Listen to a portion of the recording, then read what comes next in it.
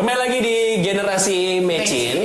Seharusnya mungkin para politisi juga semakin sadar ya, secara literasi memberikan efek yang kurang baik terhadap pembelajaran politik, khususnya untuk generasi milenials yang mungkin sampai saat ini juga masih dalam tanda kutip belum menentukan pilihannya. Kalau berantem terus di sosial media, apakah bisa menjadi simpatisan atau justru malah jadi antipati? Ini kan malah jadi bumerang gitu kan. Terus apa fungsinya hoax di sosial media kalau masih terus disebarin? Karena faktanya tahun kemarin ada 62 laporan hoax yang tercatat di Kominfo. Betul ya Mas Doni ya? Ya. Takutnya ntar saya salah lagi. Oke. Berdasarkan data. Berdasarkan data ya. Agustus sampai Desember ya. Agustus sampai itu berarti 6 bulan ya? Agustus Desember kurang dari setahun ya? Kurang dari 6 bulan, kurang dari setahun ya. Kalau tarik lagi mungkin bisa lebih banyak lagi mungkin. Iya, bisa. Oke, yang tercatat loh. Yang tercatat ya itu ya. Pilpresnya di sini. Oke. Gus, saya mau nanya lagi mendekati Pilpres sekarang, jadi lebih hati-hati nggak sekarang main sosial media? Ya, tentu tadi kan lebih penekanannya kepada publiknya, harus ada kesadaran kritis. Tetapi yang lebih penting adalah penekanannya kepada para politisi, kita para jubir ini. Harus hati-hati menyampaikan informasi ke masyarakat.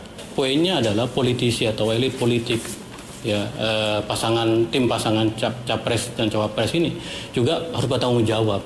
Tadi PKS mengatakan sudah jauh hoax, itu bagus banget gitu, mengapresiasi sikap oleh PKS dalam konteks nah, jadi partai politik, kita politisi ini ada sebenarnya adalah pihak yang kalau mau dituduh kita yang bersalah itu.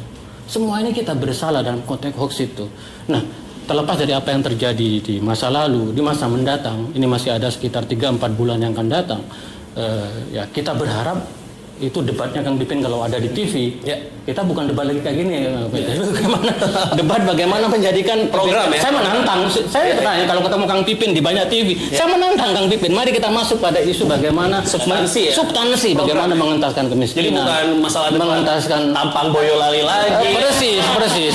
Oke, Kang Pipin. Nah, jadi saya ingin menanggapi ya. Jadi poinnya yang ingin saya sampaikan bahwa ini juga refleksi buat media. Demokrasi media ini menarik ya buat kita. Jadi ketika datang media sosial, media mainstream sudah tidak lagi menjadi raja, tidak ada lagi monopoli. Sehingga media sosial setiap individu menjadi perusahaan raksasa sendiri masing-masing, ada followernya sampai jutaan gitu ya, sehingga mereka menjadi public figure di media sosial gitu.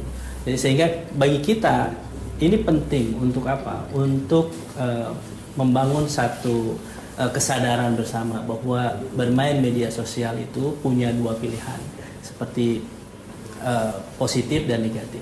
Jadi dua-duanya bisa kita rasakan gitu. Kalau misalnya kita tidak hati-hati, saya selalu hati-hati berpikir 2-3 kali. Bahkan bisa jadi simpan ya, tidak langsung men-share begitu saja. Saya di grup WA keluarga ada kurang lebih ada 50-60 grup lah yang grup keluarga itu banyak, dan selalu men-share berita-berita. Itu harus ada di antara kita yang memang aware untuk memberikan informasi bahwa ini hoax, ini bukan, bagaimana caranya mengetahui ini hoax atau bukan. Pertama bisa jadi kita sandingkan dengan media mainstream, ada nggak di media mainstream berita tersebut misalnya. Harus ada mengklarifikasi itu. Kalau misalnya belum ada, berarti kita harus menahan diri dulu. Jangan langsung men-share berita itu.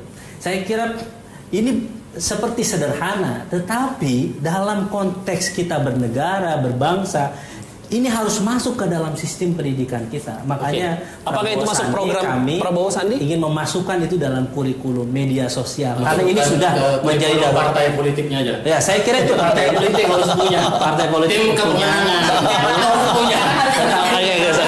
Masuk ke kurikulum pendidikan itu urgent dalam waktu dekat. Saya kira tidak boleh pemerintahan ini responsif, reaktif saja.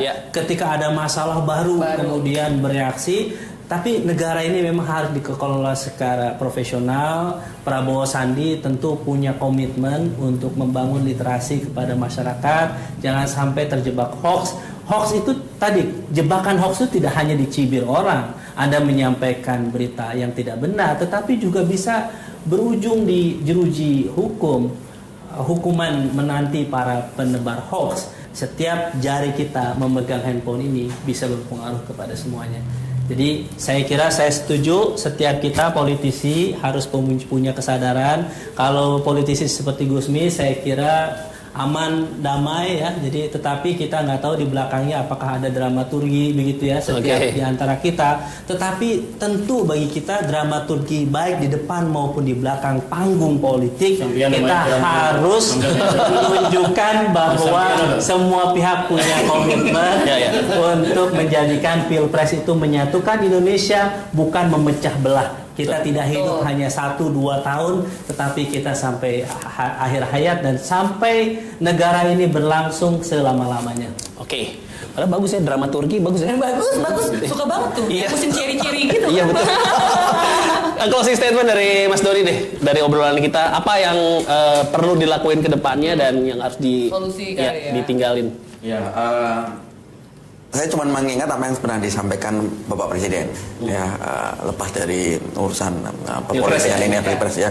Di tanggal 16 Agustus beliau menyampaikan di depan MPR mengatakan bahwa di era sekarang mau nggak mau salah satu yang perlu didorong adalah literasi digital. Ya, kita mau era revolusi industri 4.0. Kalau kita tidak punya literasi digital, ujung-ujungnya kita nanti snowball efeknya akan semakin gede. Kita mau ngejar impact yang positif, tapi sebenarnya beban di belakangnya terhadap generasi bangsa ini semakin baik. Jadi itu literasi digital. Makanya kemudian sejumlah pihak, ini multi stakeholders ya, ada pemerintah, swasta, kemudian operator segala macam, mendorong salah satu gerakan namanya literasi digital siberkreasi. Siberkreasi ini yang kemudian sebenarnya sudah keliling-keliling, tetapi memang masih minim mengakses ke teman-teman politisi. Kemudian secara keagamaan kita punya fatwa MUI sudah tentang penggunaan media sosial. Itu fatwa NU juga sudah, yang jelas-jelas mengharamkan hoax, penyebaran berita-berita palsu. Jadi secara regulasi ada, literasi ada, secara keagamaan ada fatwa. Instruksi Ketua Majelis Syuro PKS Habib Salim sudah, berarti memang dari atas sudah ada himbauan.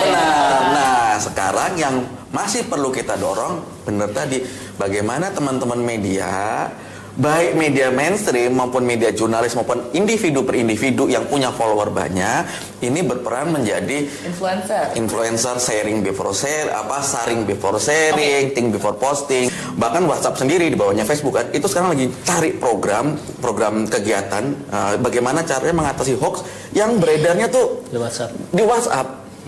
Ada 3 sebenarnya kalau menurut masyarakat telematika, dia meriset ada 3 isu yang paling banyak beredar di hoax ya, yang paling banyak beredar satunya di Messenger adalah satu tentang Pilpres dan Pileg, si calon A ini, calon B ini dan segala macam. Yang kedua ada tentang SARA, si ini segala macam, agamanya ini atau keyakinan segala macam. Dan yang ketiga adalah isu kesehatan. Ketiga isu ini yang paling gampang untuk meng-burning orang. Gak hanya kita netizen, milenial, generasi micin istilahnya. Sepakat banget Pak, mohon teman-teman dari politisi juga bisa berliterasi bersama. Gitu. Berarti ini memang tanggung jawab semuanya sebenarnya harusnya. Semua punya tanggung jawab masing-masing. Cuman kalau ada yang tahu bagaimana cara menegur orang yang jauh lebih senior dalam menyebarkan hoax, kita butuh banget. Tapi lebaran tetap bisa salaman, mungkin bisa kirim kritik dan saran. Kita juga butuh cara itu seperti itu, karena Mas Doni aja nggak punya solusinya. Oke, terima kasih berarti untuk Gusmis, Kang Pipin dan juga Mas Doni sudah hadir di obrolan kita seputar efek domino dari sosial media. Terima kasih sudah hadir di Generasi Mecin hari ini. Terima kasih untuk Gusmis. Salam untuk Pak Jokowi ya, kapan-kapan ajak saya touring nonton konser saya. Saya tanya capres sama dekat dengan rakyat. Oke, dan terima kasih juga untuk Kang Pipin. Salam untuk Pak Prabowo. Kapan-kapan kita bisa salat jamaah dan beliau jadi imam. Siap. Oke. Terima kasih Mas Doni ya. Terima kasih. Kita ketemu lagi di Generasi Mecin berikutnya.